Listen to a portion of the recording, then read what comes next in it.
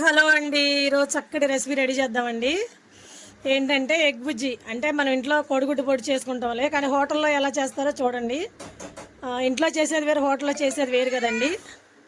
ఏంటంటే ఈరోజు ఎగ్ బుజ్జి, దాని ఏమేమి వేయాలనేది కొంచెం ఆయిల్ వేసుకోవాలి. ఫస్ట్ ఆయిల్, తర్వాత కొంచెం పచ్చిమిరపకాయలు, ఉల్లిపాయ ఇవన్నీ వేసి వేగిన తర్వాత గుడ్డు వేసుకోవడమేనండి. గుడ్డు వేసి ఫస్ట్ కదపకూడదు, కొంచెం కదిపితే నీసు వాసన వచ్చింది.